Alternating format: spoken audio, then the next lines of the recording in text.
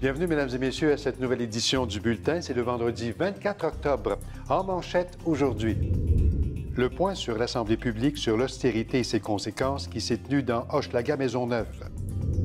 À l'aube de son 140e anniversaire, le Y des femmes poursuit sa mission. On parle avec la directrice générale de l'organisme. On parle également de la semaine des bibliothèques publiques.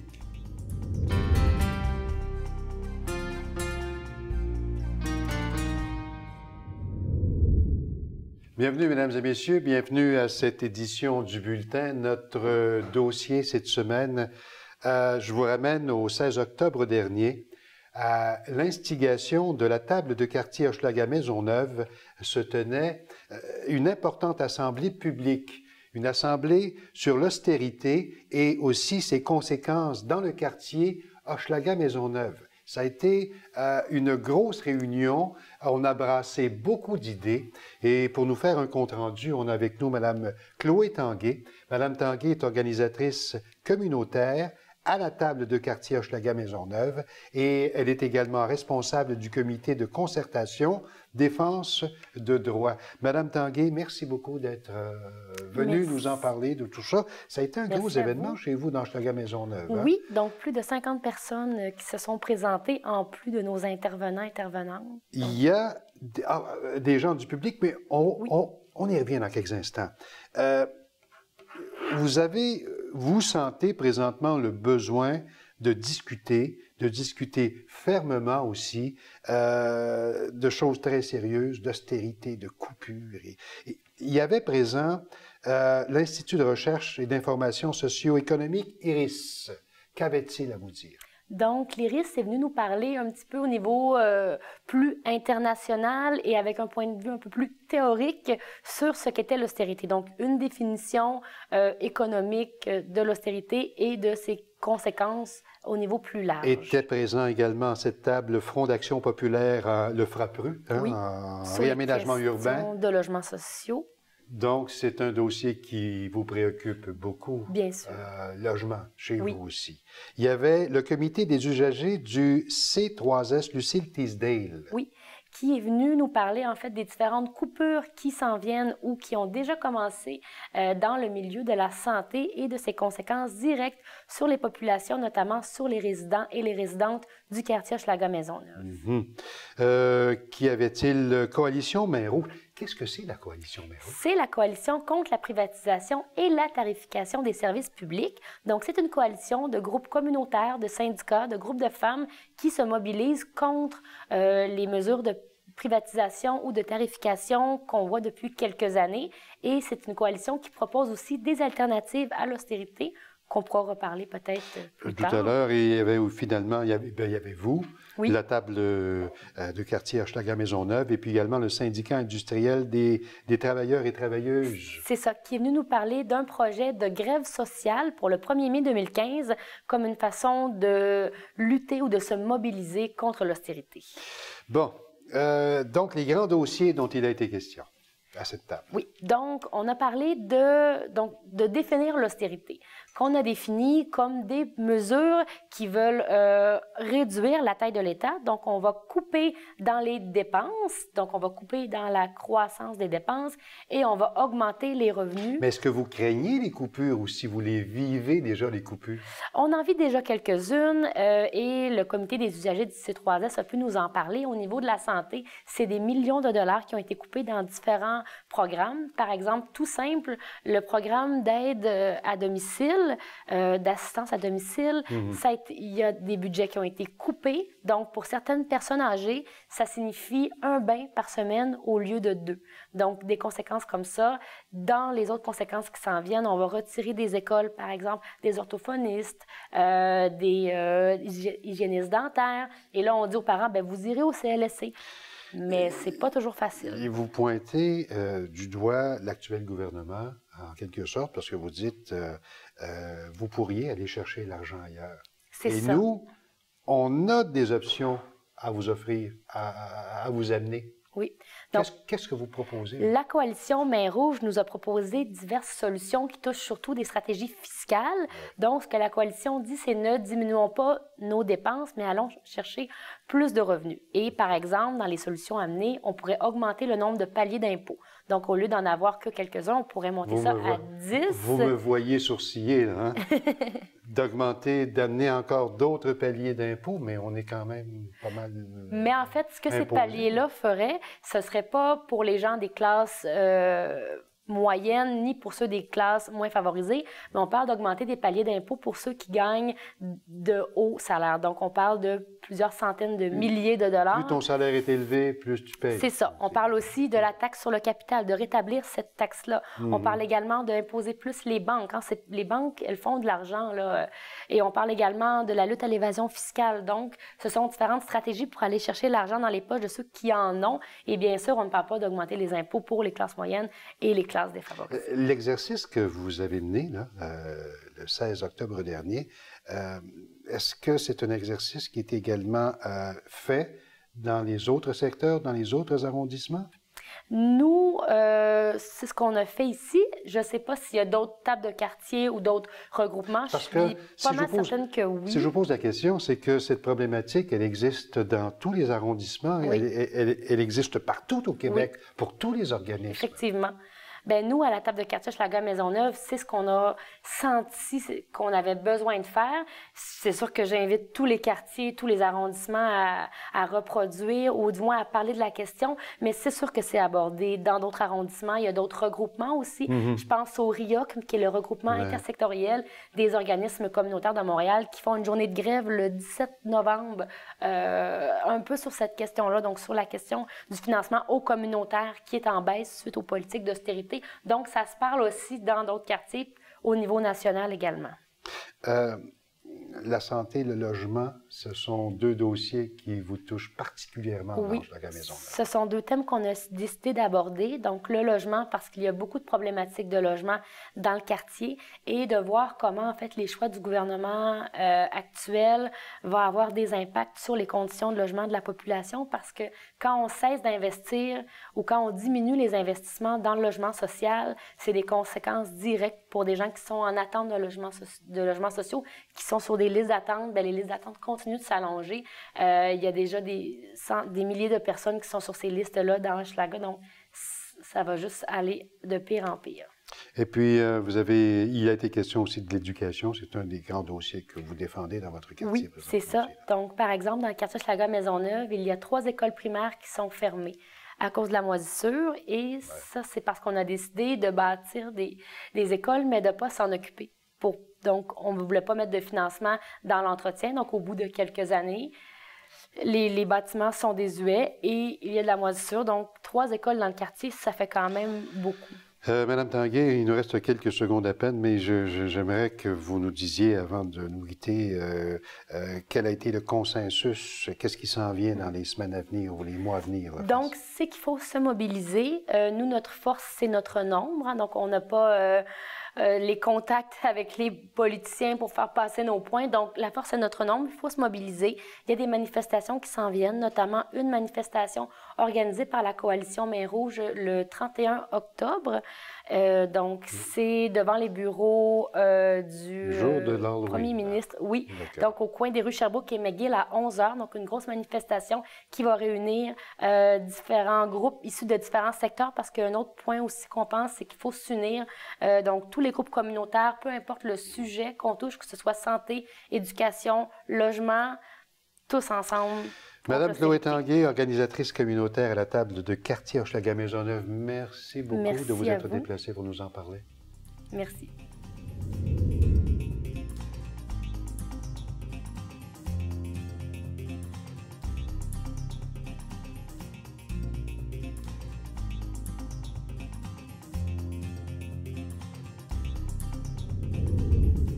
Voici maintenant la revue de presse de vos hebdos de quartier. Dans le guide de Montréal-Nord, Simon Bousquet-Richard nous trace le portrait de sœur Chantal Desmarais, qui est à la tête d'une école de karaté. 3 fois par semaine, la religieuse de 50 ans troque sa tenue ecclésiastique pour son kimono de karaté. Dans son dojo de Montréal-Nord, la Ceinture Noire enseigne à ses 70 disciples de 6 à 77 ans et de toute confession religieuse. Le Progrès Saint-Léonard titre que plus de 5000 personnes ont réussi à trouver un médecin de famille au C3S de Saint-Léonard et de Saint-Michel. Selon la journaliste Marie-Claude Chiasson, qui cite un responsable du C3S, sur les personnes qui sont sur une liste d'attente pour trouver un médecin de famille, très peu présentent d'importants problèmes de santé. À la une de Nouvelle-Hochelaga-Maisonneuve, Stéphanie Monet nous apprend que la rue Ontario pourrait devenir piétonnière. L'arrondissement de Mercier-Hochelaga-Maisonneuve vient de déposer un projet en ce sens à la Ville-Centre. Le projet sera discuté avec les commerçants et un sondage sera ensuite mené auprès des citoyens. Dans l'hebdo Le Plateau, on peut lire qu'après 5 ans de spéculation et 61 % d'augmentation de la valeur des résidences, l'arrondissement Plateau-Mont-Royal se trouve finalement dans un marché immobilier équilibré et offre des conditions de négociation favorables tant pour les vendeurs que pour les acheteurs, alors que le marché immobilier montréalais favorise plutôt les acheteurs. Dans le Messager Verdun, le décrochage scolaire en chute libre à Verdun grâce à un programme d'aide aux élèves du secondaire qui a vu le jour en 2001 à Toronto. Passeport pour ma réussite a montré la voie à Pierre Côté et son équipe de l'organisme Toujours Ensemble. Le programme a pris racine en 2007 à l'école secondaire Monseigneur Richard et, au fil des années, a suscité un intérêt grandissant un peu partout au Québec. C'est un article de Pierre Lucier. Finalement, dans le magazine de l'Île des Sœurs, Stéphanie Alcaraz-Robinson écrit que le nouveau pont de contournement de l'Île des Sœurs est désormais praticable dans les deux directions. Par contre, les piétons et cyclistes devront patienter jusqu'en décembre pour fouler les voies du pont. Pour l'instant, ils peuvent continuer de prendre la piste cyclable située sur l'ancien pont du côté ouest, jusqu'à ce que la transition soit effectuée. À notre segment Actualité montréalaise, encore une fois cette semaine, on reçoit Nicolas Godin. Nicolas est rédacteur en chef du journal numérique Horizon Week-end. Bonjour Nicolas. Bonjour André. Bienvenue. Vous avez décidé de nous parler de grand dossier montréalais qui s'appelle la réforme du financement des arrondissements. Effectivement. En quoi consiste cette fameuse réforme? C'est le mois d'octobre. On va parler des gens qui viennent chez vous pour demander des bonbons. Mais cette fois-ci, on va parler des niveaux de taxation. C'est un dossier, la réforme du financement des arrondissements, qui a pris son origine avec les fusions-défusions, dans lesquelles il y avait des financements qui étaient alloués dans chaque ville, mais qui n'étaient pas vraiment équilibrés. Depuis le temps, ça a été harmonisé, mais maintenant, suite à une nouvelle réforme, la Ville de Montréal, menée par l'équipe Coderre, a décidé d'y aller de l'avant avec une réallocation non seulement des budgets, mais surtout des compétences entre celles des arrondissements et de la ville.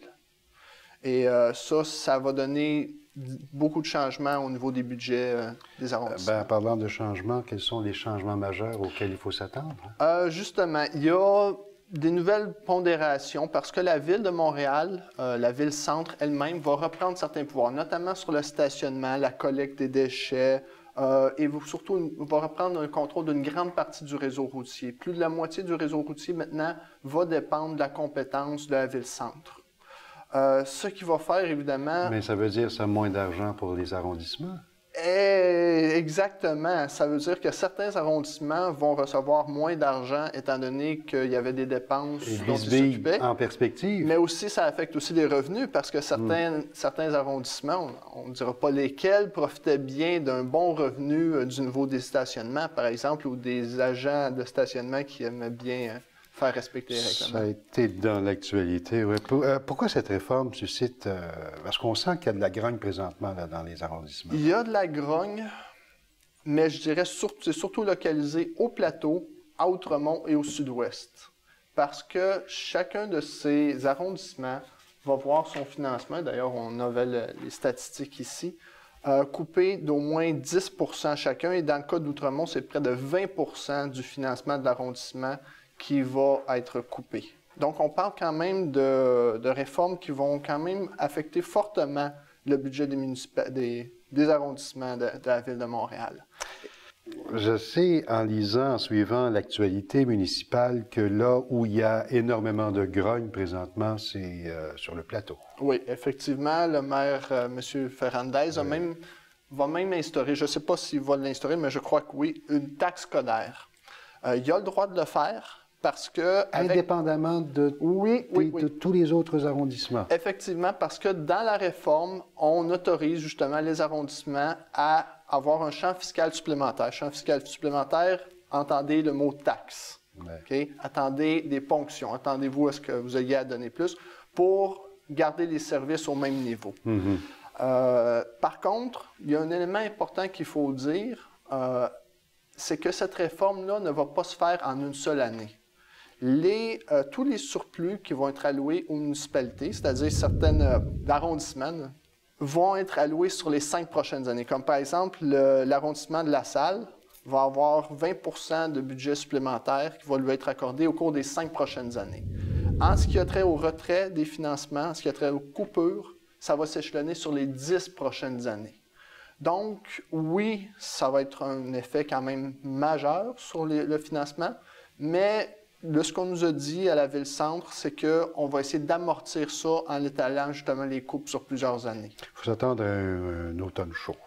Effectivement, parce que là, non seulement on voit de la grogne de la part des arrondissements, notamment du plateau sud-ouest, c'est ceux qui s'en viennent le plus fort, mais aussi des cols blancs. J'aimerais, Nicolas Godin, qu'on puisse également peut-être un mot sur la mise à jour là, sur le pont Champlain par Infrastructure Canada. Ah oui, ils ont fait récemment, c'était pas un gros changement, on va dire, mais ils ont annoncé qu'on peut s'attendre maintenant à le début des travaux d'ici l'an prochain, d'ici l'été 2015.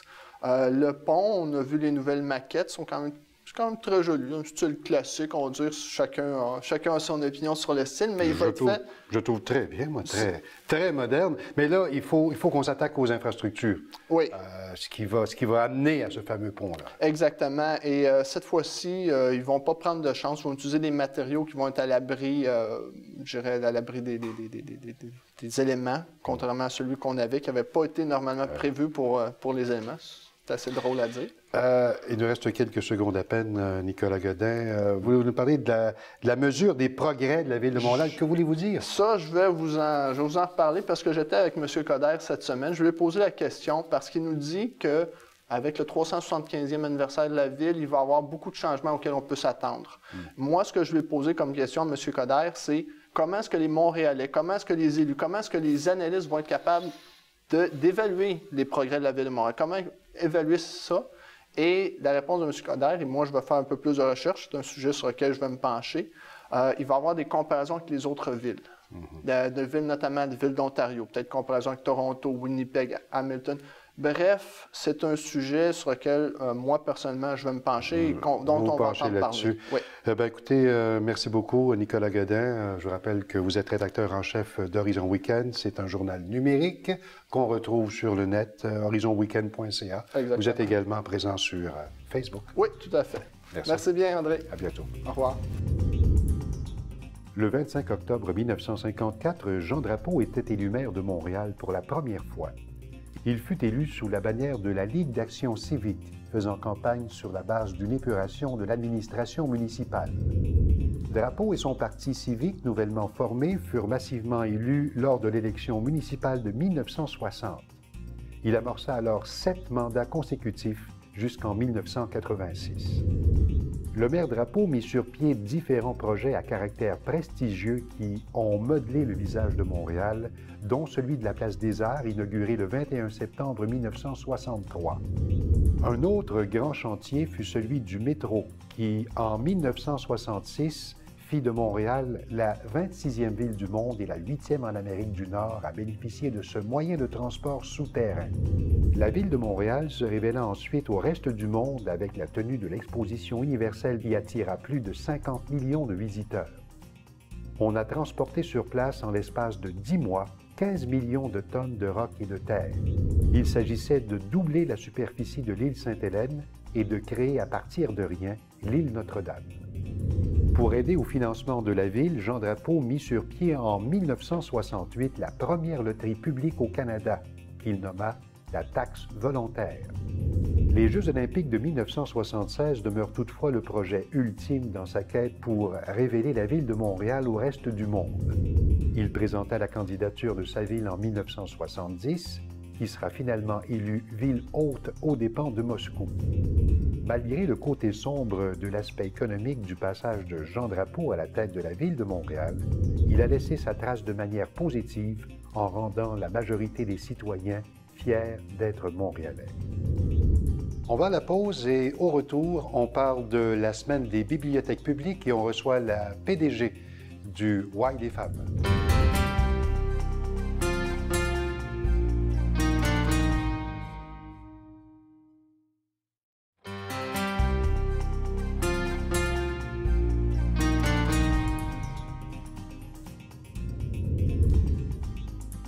On est de retour de la pause et on est en plein dans la 16e semaine des bibliothèques publiques du Québec.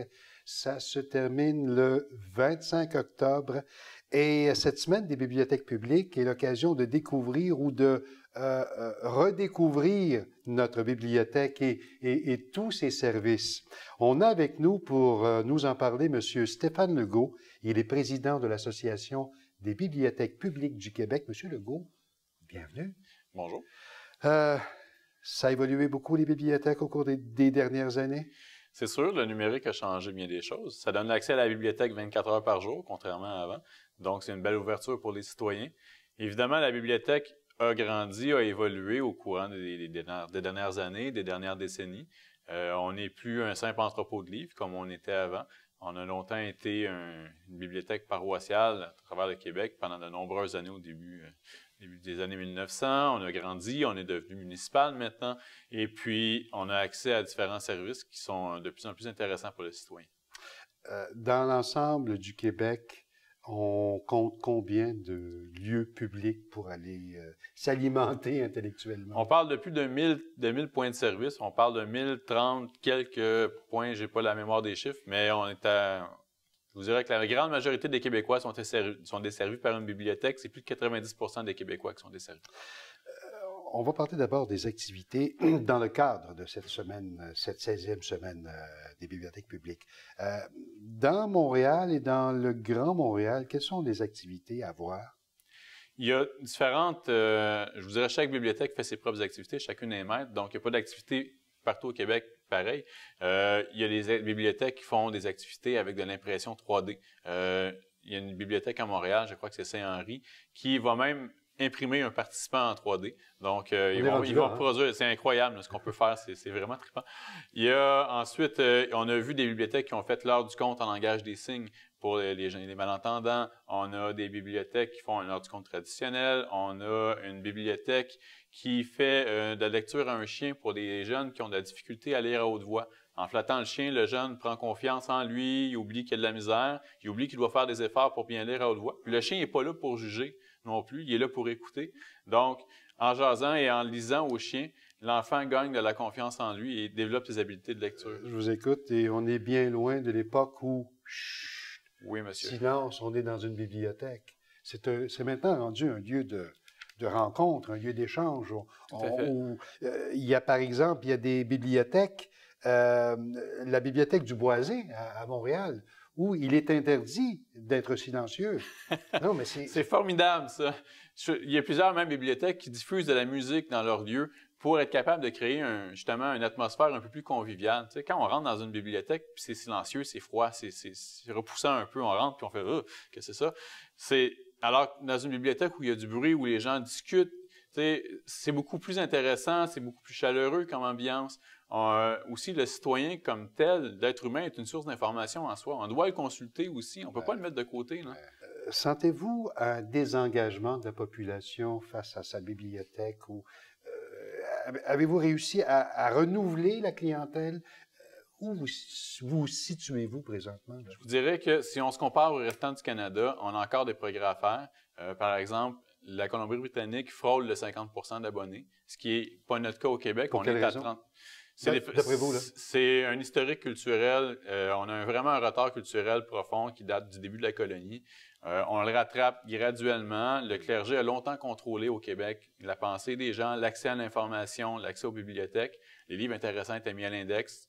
Donc, on a, comme vous disiez, le fameux chute qui a rebuté beaucoup de gens. Moi-même, quand j'étais jeune, je me faisais mettre dehors de la bibliothèque parce que je parlais trop fort. Alors qu'aujourd'hui, on veut que un enfant qui découvre un livre sur les dinosaures, puis qui trippe, puis qui veut le montrer à sa mère, qui dit « Regarde, maman, regarde mon livre sur les dinosaures », bon, on est content de l'entendre. Hein? Donc, oui, mais ce même enfant, puis je ne veux pas me faire l'avocat du diable, mais vous avez un fier compétiteur, parce que ce même enfant peut dire « Maman, viens voir sur mon écran d'ordinateur, je vais te présenter mon dinosaure. » Tout à fait. Et ça veut dire qu'une clientèle qui n'est pas allée chercher votre dinosaure, son dinosaure, chez vous. Savez-vous qu'il existe même des livres sur les dinosaures qui sont compatibles avec les ordinateurs en réalité augmentée? On braque la caméra de l'ordinateur sur le livre, on voit le dinosaure apparaître, c'est comme s'il se promenait dans notre pièce. C'est vraiment... On est le lien entre l'ordinateur et l'être humain. On est le lien par excellence avec l'humain aussi. Faire une recherche sur Internet, on arrive avec des milliers de réponses. Mais le bibliothécaire va vous donner la bonne. Est-ce que, on parle de numérique, on parle de 2014, est-ce que l'ensemble des bibliothèques publiques s'est actualisé? Je sais que vous avez votre plateforme de prêt numérique. Ça, c'est relativement nouveau aussi. C'est assez récent. La majorité des bibliothèques ont embarqué dans le prêt numérique aux alentours de 2012 et 2013. Maintenant, la très grande majorité des bibliothèques publiques offrent le service de prêt numérique. C'est quelque chose qui est formidable pour un citoyen qui a un horaire atypique, là, qui travaille à l'envers du cycle du soleil. Ben, c'est un peu difficile pour lui d'aller en bibliothèque se chercher un livre, alors qu'avec le livre numérique, il peut l'avoir 24 heures par jour. C'est une grosse avancée. Ou même dans des petits villages où la bibliothèque n'est pas ouverte souvent, là. Mais avec le livre numérique, le citoyen peut aller chercher son livre quand il veut. C'est un must là, pour l'apprentissage au niveau de la culture générale. C'est vraiment un gros pas vers l'avant. Est-ce qu'on travaille bien dans ce sens-là? Est-ce que c'est l'avenir, le numérique? Ou est-ce qu'il y a encore de la place pour le lieu public? Tout à fait. Le lieu public est là pour rester, à mon avis. Le numérique est complémentaire. Quand Internet a apparu au début des années 90, on a dit « Ah, les bibliothèques vont disparaître ». Au contraire, on a plus de gens qui fréquentent les bibliothèques, justement, en lien avec Internet, en lien avec l'accès qu'on offre. On donne des cours d'initiation à l'ordinateur, on donne des cours d'initiation aux tablettes. On est là, justement, pour aider les gens à naviguer sur Internet, à naviguer dans le virtuel. Dans un avenir proche, qu'est-ce que vous pressentez pour nos bibliothèques publiques? Est-ce qu'il y aura encore une évolution? Ah oui. On a encore, comme je disais tantôt, on a beaucoup de retard à rattraper par rapport au Canada anglais. Donc, on a du chemin à faire. Tout à fait. Mais on a de la place pour en faire. On a de la place en masse pour en faire. On doit se développer, on doit construire des bibliothèques un petit peu plus grandes, on doit évoluer aussi. Si on se compare avec Toronto, Edmonton, ils ont des programmes incroyables qui sont offerts à leur public. Edmonton, ils ont créé ce qu'ils appellent un makerspace. C'est un espace de créativité. Les gens peuvent se filmer, peuvent faire des vidéos, peuvent faire des jeux vidéo, peuvent mixer de la musique. Une bibliothèque, c'est un lieu de création, c'est un lieu culturel, c'est un lieu d'idées, c'est un lieu d'échange. Je dirais un lieu de plus en plus décoincé. Oui, comme tout à fait. Ce qu'on a connu peut-être dans notre génération. Hey, Monsieur Stéphane Legault, président de l'Association des bibliothèques publiques du Québec, un gros merci. Ça m'a fait plaisir. Et puis, longue vie aux bibliothèques publiques. Merci.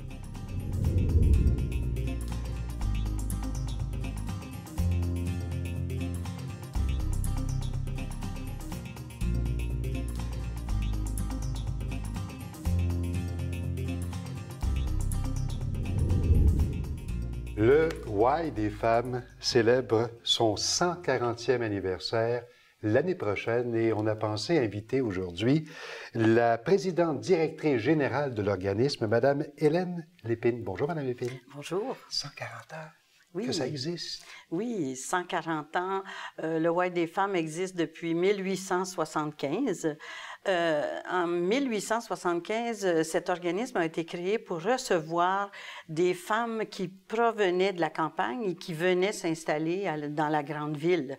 Et aujourd'hui, on se plaît à dire que nous continuons à aider ces femmes qui viennent d'ailleurs, parce que la plupart de nos participantes sont des femmes qui viennent de d'autres pays en 2014. Issues Alors, de l'immigration. c'est la même, oui. Ah ouais? Alors donc, notre mission se poursuit depuis 140 ans. Madame Lépine, le Why des femmes sort à peine d'un processus d'analyse sur vos programmes et vos services.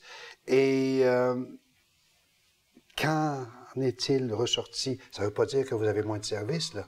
Oh non, absolument pas. Absolument pas. Ce qu'on a fait, c'est qu'on a fait une longue réflexion bien intense pour nous permettre d'identifier les enjeux sur lesquels le Why des femmes veut intervenir.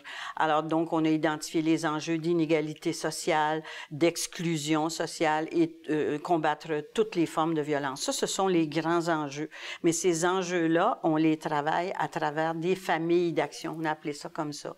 Et donc, on a 4 grands services qu'on a identifiés qui nous permettent maintenant de bien cerner la définition de nos actions. Un de ces services, c'est le service résidentiel? Oui. Notre service résidentiel, on a, dans l'immeuble même, nous avons 34 chambres où on reçoit 34 femmes qui sont soit issues du milieu de l'itinérance ou à risque de le devenir, des femmes qui ont quelquefois des problèmes de santé mentale ou des femmes qui sont issues de milieux où il y avait beaucoup de violence. Alors, ces femmes viennent chez nous et y habitent pour 2 ans, 30 mois, pour pouvoir se réinsérer dans la vie sociale. Et elles sont accompagnées. Donc, nous avons un programme spécifique pour elles. Nous avons aussi des appartements. On a un immeuble juste à côté où nous avons des appartements qui sont habités par des femmes en difficulté qui ne peuvent pas vivre dans un milieu avec beaucoup d'hommes. Alors donc, nous avons les jardins du Why que nous appelons. Ce sont nos services résidentiels. Vous avez également vos services jeunesse. Oui, nos services jeunesse, ce sont des services qui s'adressent spécifiquement aux jeunes femmes et filles, plus particulièrement les filles. Nous offrons, tous ces programmes-là sont subventionnés et nous allons dans les écoles. Nous allons dans les écoles pour apprendre, pour enseigner aux jeunes filles à reconnaître les formes de violence, à la combattre, à être en mesure de développer chez elles un esprit critique, l'autonomie, l'estime de soi, être en mesure d'apprendre à devenir des femmes à part entière. Ça a beaucoup évolué.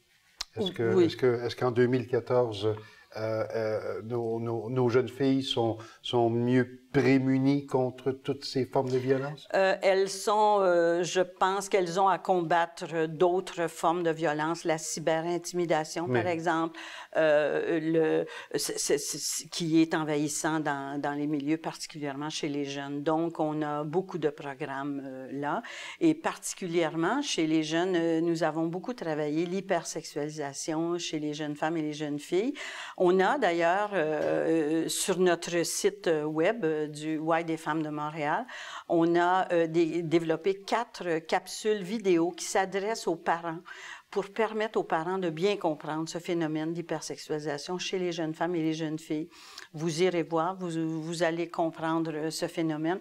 On y travaille très fort auprès des jeunes filles dans nos services jeunesse. Nos programmes sont subventionnés par les grands bailleurs de fonds. S'entraident beaucoup, nous aident beaucoup là-dessus. Pas Emploi Québec, mais Secrétariat à la condition féminine, Service Canada. Alors donc, ça nous permet de pouvoir développer des programmes chez les jeunes filles particulièrement. Madame Lépine, si on abordait maintenant vos services à la collectivité. Les services à la collectivité, c'est relativement récent. Le Why a ouvert ses portes à la communauté et actuellement, nous avons notre petit centre communautaire qu'on appelle le centre multi. dans le centre multi, on y offre plusieurs activités pour des femmes et des filles pour briser l'isolement, leur permettre de venir chez nous se ressourcer. Alors, on a une programmation, particulièrement la programmation automne-hiver, elle est aussi sur notre site. C'est ce que vous avez amené, entre autres. Oui, c'est ça. Qu'est-ce que vous offrez comme On y programmation? offre du yoga, des cours de conversation anglaise, des cours de conversation française, des cuisines collectives, des cours d'informatique, même l'alphabétisation dans certains cas. Alors, on fait du Qigong, qui est une approche auprès des femmes, de l'aérobie. Alors, ce sont des activités qu'on fait dans notre centre multi. Et dans nos services à la collectivité aussi, on a un programme qui est subventionné par l'appui, qui est un programme pour les proches aidants des personnes atteintes de maladies d'Alzheimer ou maladies apparentées. Alors donc, ce programme-là vient d'ouvrir aussi. Alors, ce sont des services à la collectivité qu'on ouvre. Le temps file et j'aimerais aussi que vous nous parliez de vos services d'employabilité. En employabilité, c'est un service, encore là, subventionné par Emploi Québec qui permet à des femmes qui souvent sont issues des milieux de l'immigration et qui arrivent ici, qui veulent s'insérer dans le marché du travail. Alors donc, on offre des programmes de services en orientation. On a même une entreprise d'insertion, une belle petite friperie d'ailleurs que j'invite vos téléspectateurs à venir visiter, Crescent René Lévesque, Fringues et compagnie, où nos participantes apprennent le métier de conseillère en vente. Puis on a des programmes pour les femmes chefs de famille. Voilà, ce sont des programmes en employabilité. Quand je vous parlais tout à l'heure, vous parliez de... Vous êtes sensible, parce que l'Halloween s'en vient. Oui. Et vous êtes sensible à l'hypersexualisation Oui. qui est présente dans le choix des costumes, par exemple. Ça vous touche beaucoup, ça? Oui, ça nous touche. Et actuellement, sur les médias sociaux, nous pouvons aider les familles à aider les jeunes filles à porter des costumes qui ne sont pas hyper sexualisés. Alors, donc, on est sensible, effectivement, même dans une fête comme celle de l'Halloween. Alors, c'est effectivement un lieu où nous réagissons. J'aimerais prendre quelques secondes, Mme Lépine, pour souligner qu'en 2012, le Y des femmes s'est doté d'un toit vert. Oui, monsieur. Oui, oui, vous en êtes fiers. Nous en sommes très fiers. C'est vraiment un toit vert qui a été... encore là, on a reçu beaucoup de subventions pour le faire, mais c'est pour permettre de refroidir l'espace. Alors, Mme Hélène Lépine, PDG du Y des femmes, qui aura son 140e anniversaire, je le souligne encore, l'année prochaine. Merci beaucoup de votre visite. Merci à vous. Au revoir. Au revoir.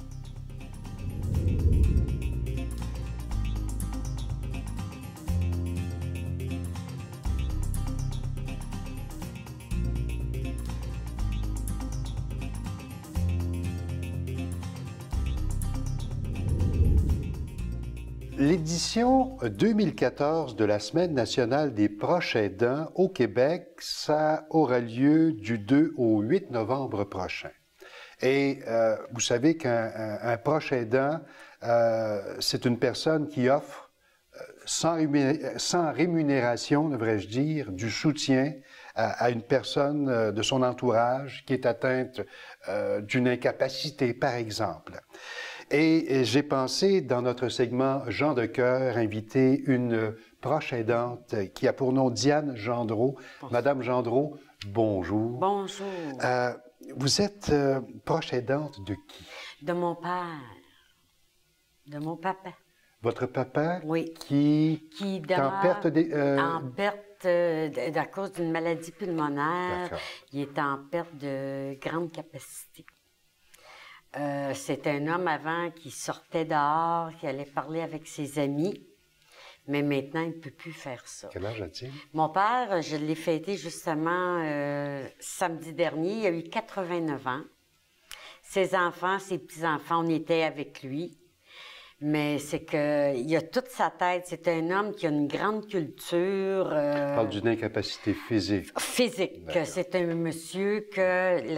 à cause de sa maladie pulmonaire, ses poumons demandent beaucoup de sa capacité, de son énergie. Depuis quand êtes-vous proche aidante? 3 ans, depuis ma retraite. j'ai fait le tour des gens, de l'équipe, des gens qui préparent cette émission. J'ai rencontré des gens également. Je leur ai demandé une question. J'ai dit, si vous aviez une question à poser à un ou à une aidante naturelle, comme on disait dans le temps, mais proche aidante, qu'est-ce que ce serait cette question? Et j'en ai quelques-unes pour vous. C'est comme si c'était monsieur et madame tout le monde qui vous posait sa question. Qu'est-ce que ça vous apporte? Ça m'apporte beaucoup parce que être proche aidant, c'est de donner de l'amour, de donner de l'attention. Moi, je trouve que c'est un retour du balancier. Moi, quand j'étais jeune, mon père était là.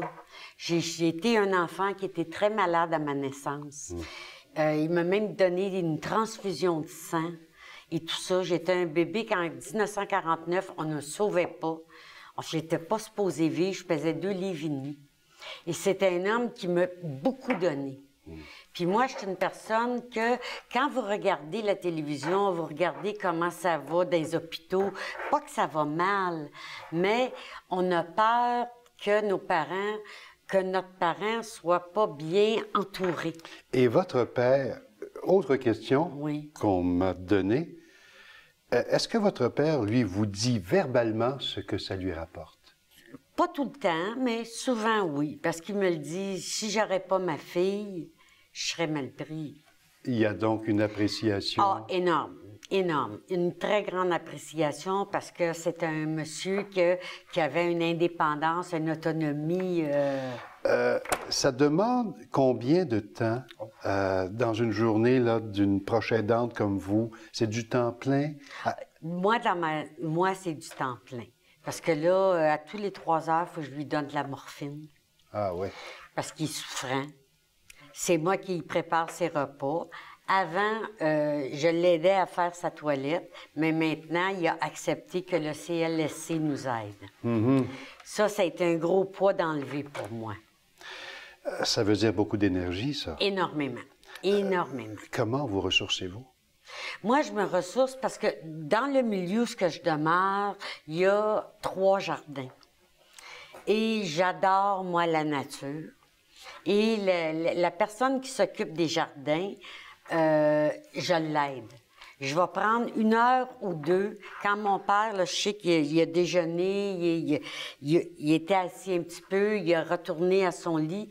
Je sors dehors pour m'évader. C'est votre façon oui, de parce reprendre un peu d'énergie. qu'avant, j'aurais pu prendre la voiture, m'en aller à l'extérieur, mais maintenant, non. Fait que pour me ressourcer psychologiquement, moi, c'est... et j'admire où ce que je demeure, parce que même les gestionnaires, ils le savent, que je travaille dans le jardin et tout ça, et ça m'aide.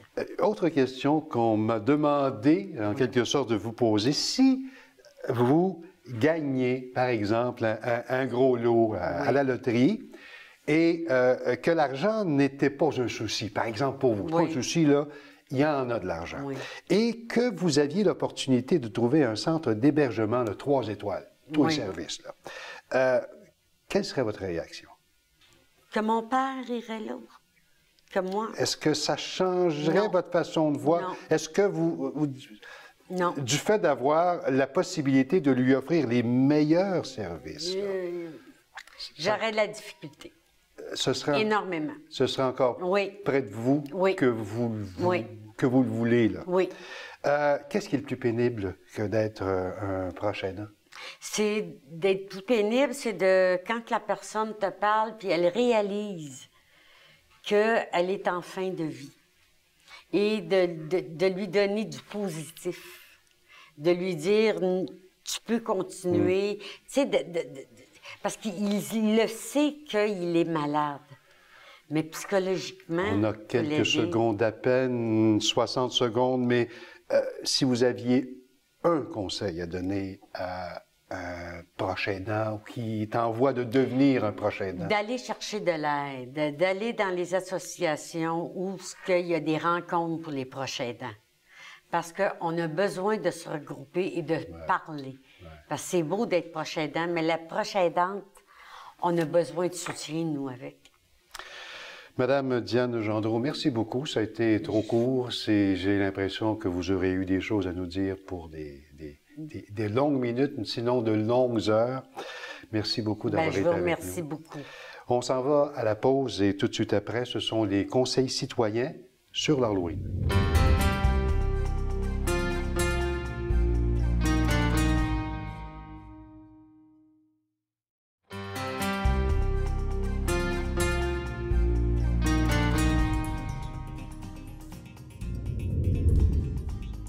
On est de retour de la pause et à l'approche de l'Halloween, est-il besoin de rappeler l'importance de la sécurité de nos enfants? Pour en parler aujourd'hui et pour l'Halloween qui s'en vient, on a invité Madame Pina Arcamone. Madame Arcamone, bonjour. Bonjour. Elle est directrice générale de Enfants Retour Québec. Et vous avez d'ailleurs lancé une campagne expressément pour l'Halloween qui s'en vient. Exactement. La campagne s'intitule « Les bonbons réflexes ». Donc, à travers cette campagne, on tente de sensibiliser les parents et les enfants à l'importance de se garder en sécurité. Donc, vraiment développer les réflexes nécessaires pour se garder en sécurité dans la vraie vie et en ligne aussi, parce que le monde virtuel joue un rôle important dans la vie des jeunes aujourd'hui. Je vous entends parler de sécurité, mais vous parlez beaucoup des parents également. Cette campagne qui s'appelle les bonbons réflexes, d'ailleurs, expliquez-nous. Bien alors, quels sont vos bonbons conseils? Alors, les bonbons conseils pour nous, pour éviter justement qu'un drame se produise, donc il est important d'outiller les jeunes à reconnaître des situations à risque. Et on trouve que les parents sont vraiment bien placés pour enseigner la sécurité personnelle à leurs jeunes, parce qu'ils vivent à l'année longue avec leurs jeunes. Ils connaissent vraiment bien leurs jeunes. Donc, pour se garder en sécurité pendant l'Halloween, on planifie bien la soirée de l'Halloween. Donc, tout commence avant même. Comment on va choisir notre costume, la longueur, il faut que le costume soit bien visible aussi pour que les automobilistes puissent bien nous voir aussi. Être vu, bien vu. Exactement. Planifier le trajet. Donc, quelle rue nous allons visiter? Le long du trajet, est-ce qu'il y a des endroits sécuritaires où l'enfant pourrait se réfugier? Admettons qu'il se sépare de sa famille. Donc, qui pourrait lui apporter de l'aide? Donc, des personnes ressources qui peuvent lui apporter de l'aide, mais aussi des endroits sécuritaires. Par exemple, s'il y a une maison parents secours, s'il y a une caserne de pompiers, un poste de police, une pharmacie, donc un lieu public aussi. Et quoi dire dans une situation d'urgence? Madame Arcamone, est-ce qu'il serait à propos, par exemple, pour un parent ou pour un proche qui va accompagner ses enfants, de faire le circuit avant? Oui, absolument, c'est ça. Il faut planifier le trajet et se tenir à ce trajet tout en identifiant des endroits sécuritaires avec nos jeunes et de rappeler aussi à nos jeunes l'importance de rester en groupe parce que avant tout, c'est plus sécuritaire, c'est plus amusant aussi. Donc, si jamais quelque chose arrive, on peut compter peut-être sur l'aide d'une autre personne. Donc, toute cette planification avant même de sortir et le soir de l'Halloween, se rappeler qu'on marche sur le trottoir, parce que là, les enfants vont être vraiment excités. C'est pour ça que c'est important d'en parler avant. Alors, le soir, on sort, on reste et on suit le trajet qu'on a planifié. On reste sur le trottoir, on traverse aux intersections et on s'assure d'être toujours visible. Alors, ce qui accompagne notre campagne Bonbons Réflexes, on a aussi conçu un sac d'Halloween qui contient des bandes réfléchissantes des deux côtés. C'est assez génial. Alors, on s'assure que nos jeunes, pendant qu'ils se promènent le soir de l'Halloween, parce qu'il faut se rappeler, c'est le seul soir de l'année où on va permettre à nos jeunes d'être à l'extérieur, donc à être visibles en tout temps. Et il devient aussi le rappel à la vigilance, de ne pas être si excité qu'on va courir dans la rue, qu'on va zigzaguer entre les voitures. Donc, oui, on va avoir du plaisir le soir de l'Halloween, mais on doit le faire d'une façon vraiment sécuritaire. Ce sac, l'attrape-bonbon, justement, il sera rempli de bonbons, ce sac, éventuellement? Oui, mais les jeunes vont cueillir C'est encore important de vérifier les bonbons? Absolument. Donc ça, c'est la dernière consigne qu'on doit toujours se rappeler, c'est de ne pas piger à l'intérieur de notre sac avant que nos parents ont eu la chance de vraiment inspecter les bonbons. on peut s'y procurer parce que là, c'est beau, mais l'Halloween, ça s'en vient bientôt. Il y a une façon de s'y procurer aussi. Où? Alors, Et combien? Et pourquoi? Oui, alors les sacs sont en vente à 4 $ l'unité, puis ils sont en vente pendant tout le mois d'octobre dans les 4 centres à la mode, c'est-à-dire Fairview, Pointe-Claire, les Galeries d'Anjou, Carrefour, Laval et les promenades Vous avez des de Saint-Bruno. kiosques qui sont sur place? Les gens se rendent au serviçant, donc au service à la clientèle pendant le mois d'octobre. Sinon, on a aussi un week-end juste avant l'Halloween où nous allons monter un kiosque. Les policiers locaux seront présents aussi, donc on va vraiment mener une opération bonbons réflexe où les parents peuvent se procurer ces sacs avec la trousse bonbons réflexe qu'on va remettre gratuitement aux familles aussi. Et tous les sous de cette campagne viennent financer les programmes de recherche d'enfants disparus et de prévention d'enfants retour. On n'est pas financé par le gouvernement, on n'est pas une agence gouvernementale non plus, donc pour mener à bien nos opérations, nous devons absolument financer nos activités. Madame, à Carmonnet, il nous reste quelques secondes, mais j'aimerais souligner qu'aura lieu les 25 et 26 octobre. Il va y avoir un événement tout à fait spécial, justement, dans tous ces centres à la mode. Il y aura des artistes. Expliquez-nous un peu. Alors, c'est vraiment une activité familiale. On invite les familles à venir nous voir pendant les heures d'ouverture du centre commercial. Donc, il y a un kiosque où les parents pourront se procurer les sacs, un kiosque qui viennent rencontrer les policiers de leur secteur et nous allons faire des jeux interactifs pour enseigner des trucs de sécurité aux enfants. Donc, on va vraiment montrer qu'il est possible de parler d'un sujet qui évoque beaucoup de peur. C'est vraiment la pire hantise de tous les parents de penser que leur enfant pourrait disparaître. Et il y aura de l'animation pour les jeunes, du maquillage, etc. Donc, vraiment une belle activité familiale. Donc, on invite les gens à venir nous voir. Et je veux souligner aussi que vous avez un site Internet qui s'appelle www.bonbon pluriel, réflexe au pluriel.ca. Oui. Et tous les conseils que vous venez de nous donner, ça se retrouve également là.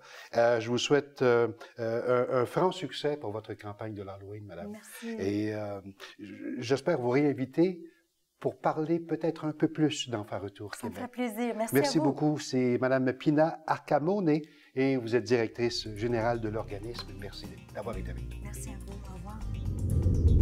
Dans le cadre de la Semaine québécoise de réduction des déchets, l'Écoquartier Sainte-Marie vous invite à une grande collecte de bouteilles de vin vides samedi 25 octobre de 10h à 16h à l'angle de Maisonneuve et de Lorimier, sous le pont Jacques-Cartier. Il s'agit d'une collecte basée sur le modèle de la consigne. 10 sous seront remboursés par bouteille de vin vide rapportée. Un maximum de 150 bouteilles par participant est accepté. Le Tour de Lyre, un organisme en alphabétisation populaire qui œuvre dans Hochelaga-Maisonneuve depuis plus de 34 ans, propose aux femmes issues de l'immigration ou d'une minorité culturelle de participer à un programme préparatoire à l'emploi axé sur l'informatique. Pour information, 514-252-4718.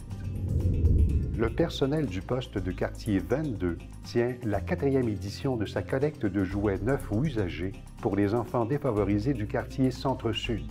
Vous pouvez apporter vos jouets au poste situé au 1200 avenue Papineau jusqu'à la fin du mois de novembre. La distribution aux enfants se fera par l'entremise de différents organismes communautaires à Noël. Pour plus d'informations, 514-280-0422. Le Centre des aînés de Pointe-Saint-Charles a besoin de bénévoles pour accompagner ses membres dans leurs déplacements vers les établissements et organismes de santé, ainsi que vers les services essentiels, comme l'épicerie. Pour plus de détails, contactez Anthony Voissard au 514-933-5826.